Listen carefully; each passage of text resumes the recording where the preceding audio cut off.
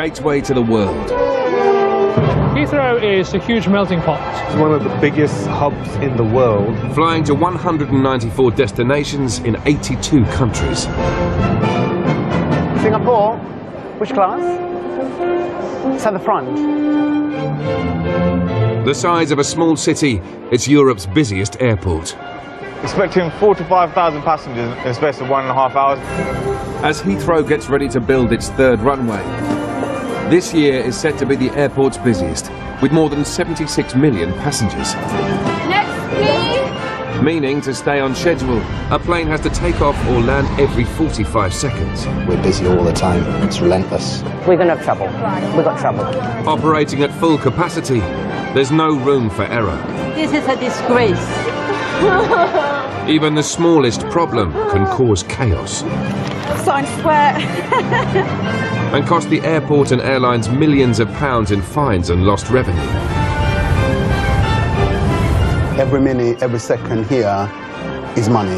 But working against the clock, there's an army of staff. We're going to try our best to get you there. From plumbers Starting to get that little smell of sewage now. to pilots They're just such pretty machines. and specially trained police, Until we've left the plane, you cannot leave the plane yourselves. all battling to keep Britain's busiest airports flying.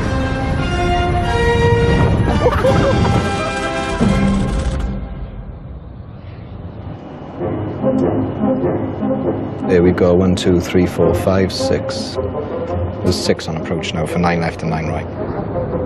Nearly 500,000 planes fly in and out of Heathrow every year, and numbers are rising. And then we'll try and get departures in between as well on 9 right. It's 6 a.m, prime time for long-haul arrivals from the Far East and US. More flights will land now than any other time of the day. Speedbird 34, good morning, runway 09 left, clear to land, surface wind 1006 knots. Due to overnight noise restrictions, most planes have had to wait until now to land. Yeah, perfect. We line at the Yankee X-ray, company A380, parking at stand 562. Air traffic controller Gavin must now land one flight every 80 seconds to ensure Heathrow's day starts on time. At 602, you can have anything up to 35 to 40 aircraft in the air, waiting to come in to land. Speedbird 34, good morning, runway 09 left, United 958, runway 09 left, Red 958, good morning, continue approach, runway 09 left, the wind 1006 knots, number 2. We are alternating runways, we're landing one on the left, one on the right, and we're doing that for an hour. Speedbird 78, follow the green, stand 335, go on in. Checker, roger. At 7 a.m, Gavin's already landed 43 planes. And that's just the beginning of what promises to be another very busy day.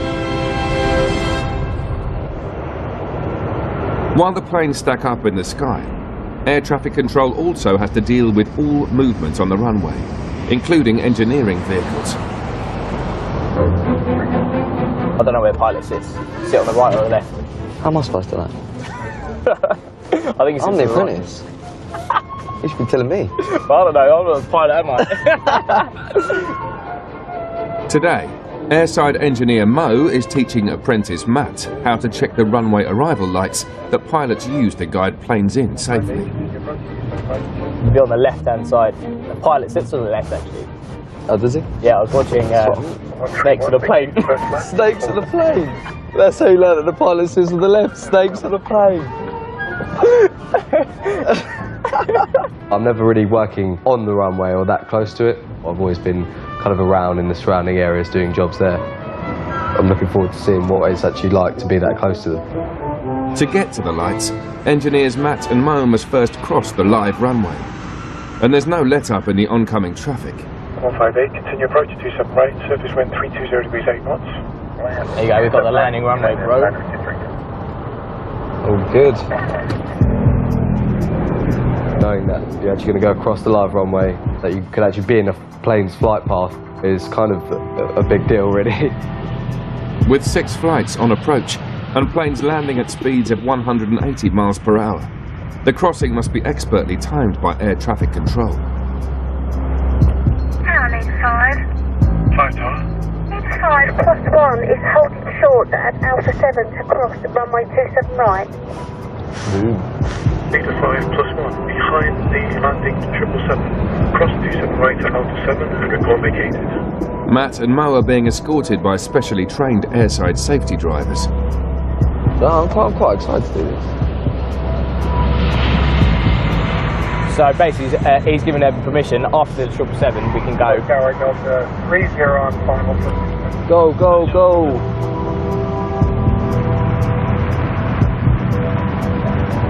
Punch it, bro. I'll punch it. There's less than 90 seconds until the next plane lands. He's obviously given us that time slot between that plane and the next plane landing to basically cross, yeah.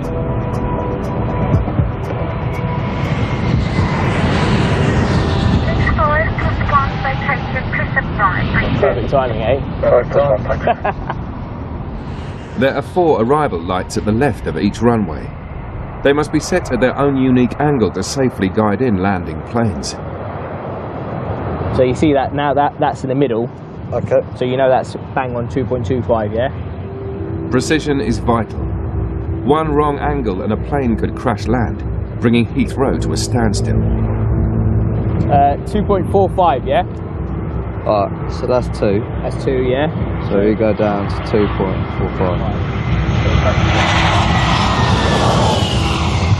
I didn't realise you could actually get this close and do work. It's quite strange having it land right next to you when you're doing work, isn't it? Yeah. I'm a bit scared to do the next one. What's the plane coming? Look at that tilting. Did you see that tilting? Oh,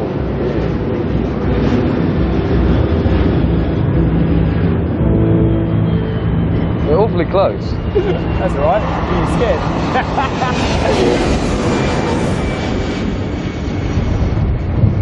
Jeez. Oh. Strong old wind. Watch your hair, Matt. Watch my hair. Hey, go on, let's go. Next, they need to drive a mile south to check the lights by the takeoff runway. Planes here travel even faster, up to 200 miles per hour.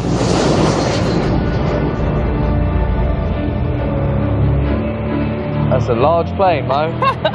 It's a large plane. It's only a baby plane, come on. Approaching is one of the world's largest aircraft. Oh, I'm scared. Oh, I'm scared. The 747 weighs around 380,000 kilos. Look at the size of it. Its wingspan is the width of a football pitch, and any moment now they'll be just 7 meters from it. That wing's going to come right over my head. I'll cover your hair, Matt. Hold my hair, hold my hair.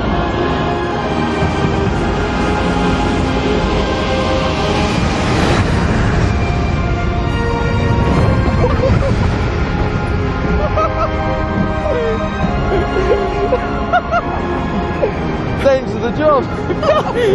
There's the dangers of the job. Alright. Is that all good? Right, let's get back.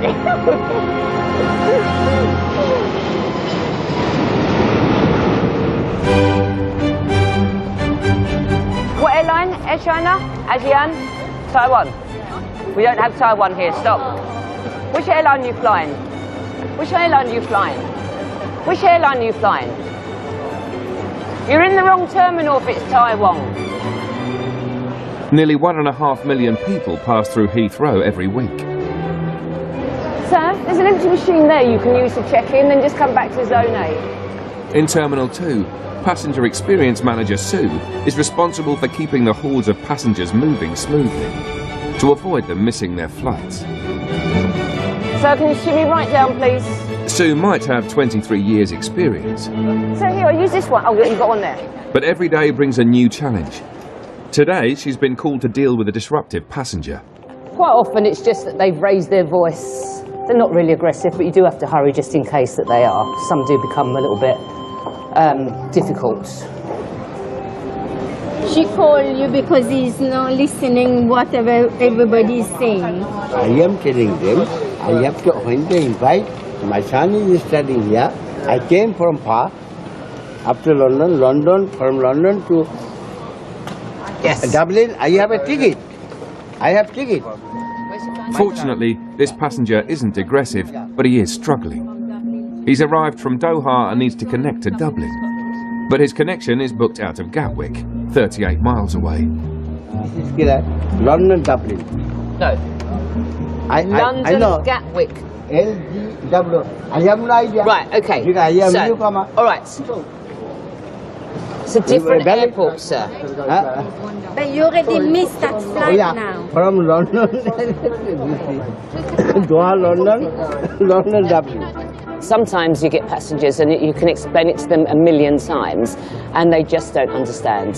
No. London, Dublin? No. Yeah. No, listen. London, Gatwick. London, Heathrow. Doha to London, Heathrow. London, Gatwick. Unfortunately, what the lady said is correct. You'll have to purchase your tickets and then speak to your travel agents when you get back. I paid the payment. Sir. What is my fault, you tell me? The next flight from Heathrow to Dublin leaves in under an hour. Sue is desperate to get him sorted so the ticket desk can deal with other passengers. So you need okay, so I understand that, but you need to buy a ticket now from Heathrow to Dublin because you're going from Gatwick. How much I will pay? I don't know. But how much? This 156. 156. London and Dublin. £150 is too much for me. Well, then there's no choice. I belong from a very poor country. India is not a rich country like you. The gate for this flight now closes in 40 minutes. You are a representative of the richest country in the world. Your parliament, right, sir. I already paid. Now I am paying the double. No, you have no choice. You rather need to buy a ticket and catch the flight, or you need to sit down and consider what your next alternative is. I am paying the money. You're paying the money? Yeah. Right, okay, let's buy the ticket then. Let's buy the ticket. This is my penalty. Right, okay, listen, sir, you need to do it now. Okay, you don't talk, I understand you are good for nothing. Have you got another, have you got, you've got 10 more pounds? Yeah? No, £149. I have no pound, no pound. Right. You give me? Yeah, loan? I'll pay it out of my purse. Because that is the only way you're going to get on that flight. I paid 30,000. It isn't common for me to use my own money to pay complete strangers' flights. No, that isn't the case. If you just get into the Irish gate, it's better that we got him on this flight to his son rather than him be here maybe for days on end. Thank you very much. Thank you very much. Bye-bye, sir. Thank you very much. That was the reason I gave him his £10. It saved my work later on. Legal tender.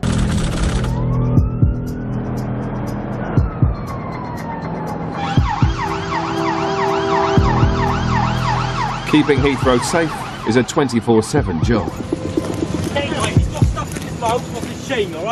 To police it, the airport has 300 dedicated officers and its own police station, where today training is taking place for coppers who are new at the airport. At the moment, how much control I've got over this?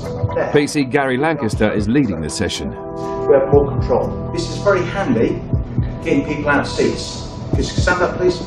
Nice and slowly, take time. We're still in control. I've been a policeman now for almost 20 years, and then the opportunity to join the airport came up. I just saw it as a really exciting opportunity. New boy Steve has just transferred from diplomatic protection. Yeah, I like planes. I love planes. I could probably sit and watch the planes all day at the risk of people taking the mickey out of me, but yeah, I just think it's great how big lumps of metal can take off in the sky. All new coppers at Heathrow need to learn how to make an arrest in the restricted confines of a plane. Sounds easy enough. Without using any strikes, just try and pull my arms away from my body into a position where you can get your outside wrist lock on. Okay? Off you go. Stop resisting. Relax your hands. Relax your hands, mate.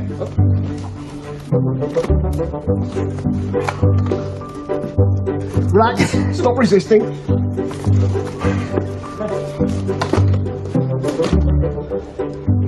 Okay, how much effort is that? I haven't finished yet. Okay, what is working against you is the chairs and your position. So we're going to look at some techniques to make it a lot easier for ourselves. The reason we're doing the training for these 3 days is because the airport's massively different. It's not like working in the centre of London. We're going to have to take you off the plane, my friend, okay? I'm not getting off the plane. So you're not until I getting off speak the to plane? Someone from customer services. Why is that? Yeah, I've just been treated like rubbish. In fact, I'm not even going to speak to them. I'm going to sit here for hours. Jesse, at the moment you're under arrest for disrupting the airplane. Right, grab his other arm. Get your arm out so we can see it. Put your arm out. Looking forward to my first shift a lot. Yeah. Has he got a seatbelt on? No, taking it off already. I think the thing I'm most nervous about is mucking up. Don't want to muck up. Okay, and then we could move Jesse off the plane. I might come crashing down in a blaze of glory with absolutely nothing happening whatsoever, or it could be the busiest day ever. Okay? Yeah, okay. The aircraft behind you is just starting engines, and hopefully they'll be calling a taxi in a couple of minutes. There are over 10 different models of passenger planes at Heathrow. From the massive double-decker A380 with up to 600 seats, to the smaller A320 carrying just 150. Each one relies on the airport's network, from engineering to air traffic control, to keep them flying. Anomaly 104. What time do you need to be able by? I don't think that's going to work then, unfortunately, as the Etihad has not yet taxied. Today, Senior First Officer Dave Sproat is on a special mission to collect the newest addition to British Airways fleet at Heathrow. Hello there, how you doing? I'm here to check in for Seattle. He's on his way to the Boeing factory in Seattle to collect a brand new 787 Dreamliner worth a cool £200 million. An innovative model that it's thought will change the face of air travel. It's almost like watching the birth of a child, really. And even many years later, sometimes I've got in aeroplanes that I've delivered, and it really does give you a bit of a thrill to say, yeah, I was the one who brought this back. But before Dave gets to fly his new plane, he's got 9 hours as a passenger. Sneakingly, I sort of probably wish I'm flying the plane rather than sat back here.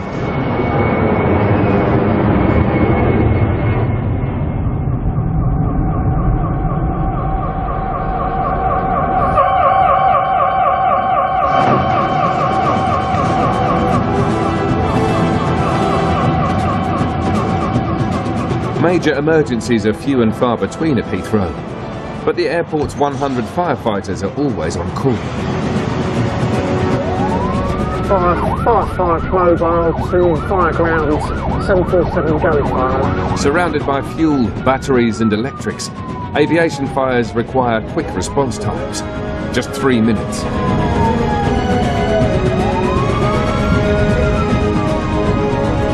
Today's watch are on their weekly drill, and firefighters Grant and Terry are taking the lead.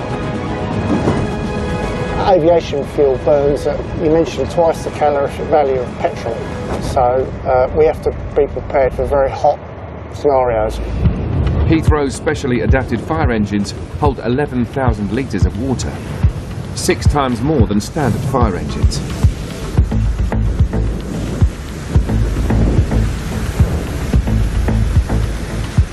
In charge is airport fire manager Gary. Our rig is a 747 front with an old DC-10 back. We have to train on the size of aircraft that come into this airport.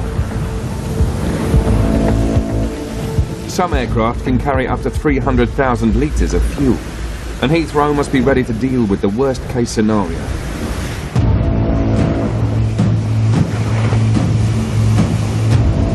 These powerful cannons dispense up to 6,000 litres a minute. So here they are using their turrets to put out the fuselage and the engine fire. One at the front, one at the back, and another vehicle the other side, protecting the other side of the aircraft. And they're using a bit of foam here as well. Once the blaze is under control on the outside, the firefighters head in to rescue trapped passengers.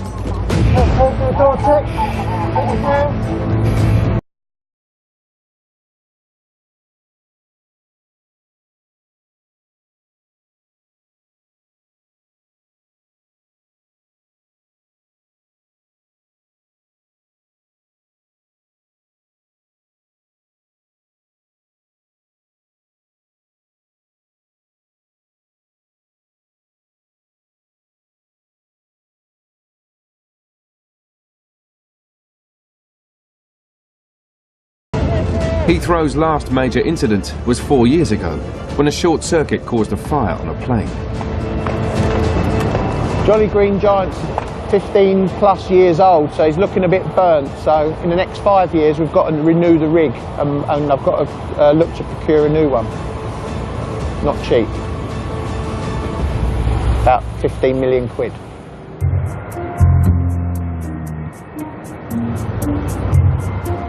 On the perimeter road, Steve's on his way to Terminal 2, on his first shift as a police officer at Heathrow. What made you apply for the airport? I fancy the change. You're a plane geek? Yeah, that's the real reason? Yeah, semi-plane geek. I'm paired up with a guy called Michael, who's very experienced, and he's going to show me the ropes. I have no idea what to expect today. It's just a case of finding out what comes my way, really, and taking it from there.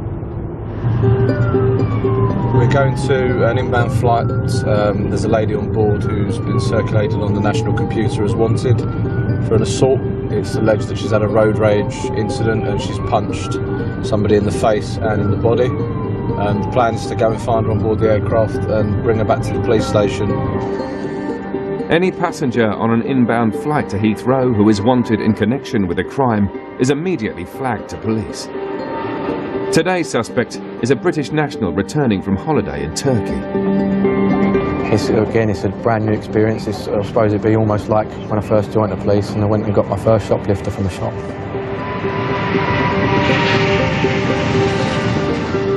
This says it's landed. Yeah. It's only doing 10 knots. We're just waiting for the aircraft at the moment. Should be here in a couple of minutes. Once it arrives on the gate, we'll speak to the crew, go on board and hopefully find the person that we're looking for.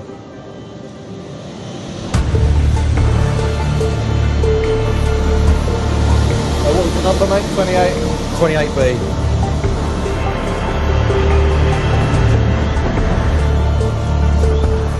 There's only one way off the plane. It's only a matter of time until Steve puts his training to the test.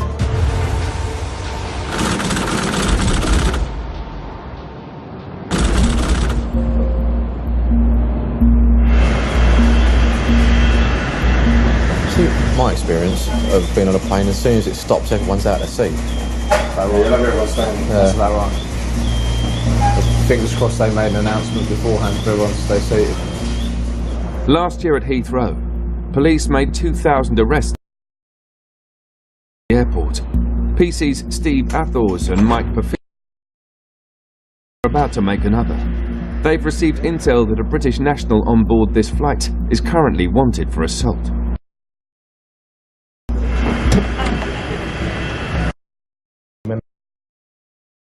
Any sort of with anybody. The passenger is suspected of assaulting someone during a road rage incident in the UK. What's going to happen, because an allegation's been made against you, and obviously we're duty bound to investigate it. At this stage, you're under arrest on suspicion of ABH. Don't have to say anything that may harm your defence. Don't mention in question something which you later rely on court. Anything you do say may be evidence. The reason for your arrest is for the prompt and effective investigation. The suspect is taken to Heathrow's police station. She was later charged with assault and found guilty at trial. My first experience taking on someone for a plane was alright, actually. I thought it was a bit more difficult than I was expecting, if that makes sense. Just have a seat. We're only about 5 minutes away, okay? Mind your head as you're getting in. My first shift's been great. It makes me look forward to doing the next one.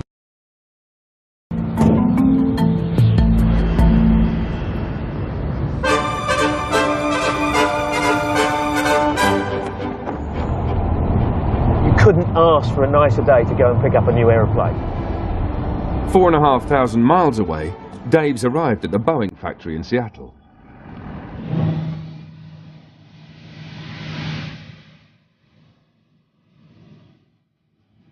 And here she is. Here she is. They're just such pretty machines. It's such a nice aeroplane. The new ultra-high-tech plane has taken 4 months, 2.5 million components to construct.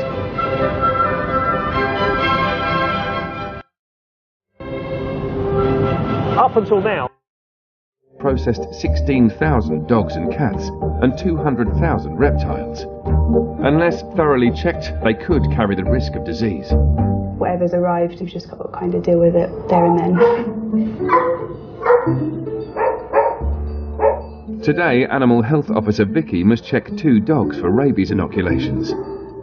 Their owner, Kaylin, has just moved to Britain from the States. I have 2 pugs, one is 10, and her name is Fergie, Duchess of Vegas. Fergie's quite portly, she's a portly pug. And the other one is Princess Lily Elizabeth II, and she's 5. All dogs entering the UK must have had a course of rabies vaccinations, or face quarantine. What it is with a 3-year dog vaccination, you need to have the whole history. A 1-year vaccination done beforehand. So that's what he's finding out. And the other thing was there was no microchip number on the supporting document. So therefore we can't verify that that is specifically the rabies certificate for Fergie. Britain has been rabies-free for 95 years. If the pug's paperwork can't be verified, they'll have to go into quarantine for 3 weeks. They have said that we're missing a trail of rabies shots. Essentially, I'm missing paperwork. I used a pet moving company, so I was assured that it would be a virtual handover. I paid, embarrassingly enough, probably £5,000 to ship 2 dogs. I'm gutted. I miss them. I want to see them. I'm anxious because I can't help the girls. And they've been caged now, probably traveling between 12 and 16 hours. With no sign of the vaccination paperwork, there are growing concerns for the health of diabetic pug Fergie. So we've just come to sort of check up on Fergie. As we know now, she's sort of diabetic, so just want to make sure that she's okay. Hello. Okay. I'm anxious. Fergie hasn't had her medicine now for probably close to 10, 12 hours. No. Oh, are you okay? She takes medicine twice a day, so she's needing some medicine. With the dogs in limbo, Fergie needs a vet's attention fast. The older one, Fergie's diabetic. I just wondered if anyone would just double check on Fergie, if that's okay.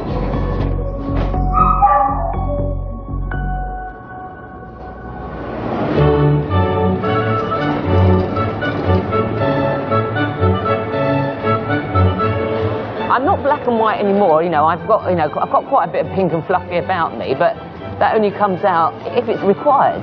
If it's not, I just tell them, move.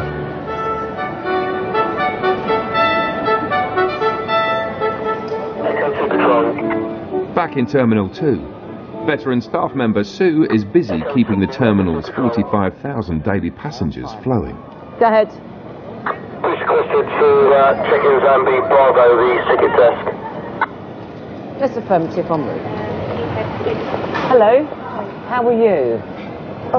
Doing very badly. I've heard. Okay. This passenger missed her flight to Zurich yesterday because she was unwell and wants to rebook. But the airline is refusing to accept her rather excessive hand luggage. It's Sue's job to find a solution. All these bags, it's a huge amount of weight. It was just 1 or 2 kilograms extra or something. No, this is okay that I can put. No, this is huge amounts of weight. These I had an extra pair of jeans or something. These are a huge amount of weight. So you'll add 5 kilos hand luggage, or possibly 10. Can I explain better? I'm allowed 1 piece of hand luggage. Yes. Plus the ladies' bag or whatever. And right. This is what I use every day is my ladies' bag. And I've been walking with it for more than 1 or 2 years with exactly this same weight. I'm used to it. I'm allowed, to my understanding, 2 books, and instead of 2 books, I decided to take a lot of documents of mine to read through on the flight. Right. This may be the case that you use this as a hand luggage. This may be the case. But just come with me for a second. Just come with me. With space on board at a premium, this airline allows 1 bag of up to 8 kilos, plus a lady's handbag, which can't be bigger than 40 centimetres by 30 by 10. It's 13 kilos. It's the first time I've been called to a handbag that weighs over 10 kilos, and of course those other huge bags as well. I understand your point of view, that it is heavy, and I acknowledge it. Madam, stop. But I also have my point of view, which I would like you to understand. Women's handbag, it is not stated. It is. It is. It wasn't. Right, okay, I'm not going to argue, but I'm telling you that it is. So you're telling me that you do not want to accept this as my handbag. Stop, no. But actually, Madam, that is the Madam, let me finish. I walk with every single day. Madam, let me finish. And that is my Madam, please let me finish. All the time. Right. With Sue unable to resolve the situation, it looks like the passenger won't be flying today. They're creating all this problem now, and they started to create a problem about this bag. They were trying to find any excuse so as not to take me forward. She probably had a total of something like 30 or 40 kilos to take into the cabin, and that was unacceptable.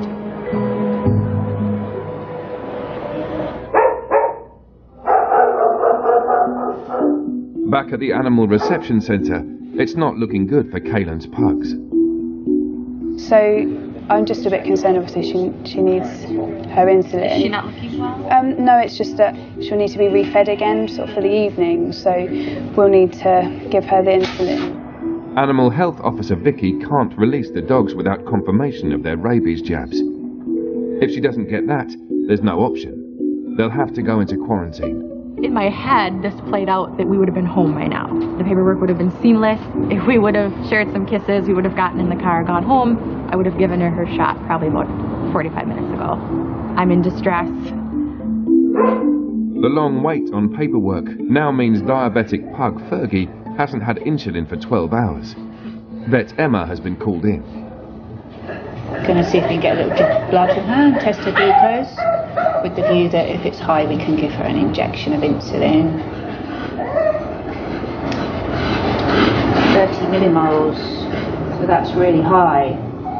Should be 5 to 12 and she's reading 30, so it's really high.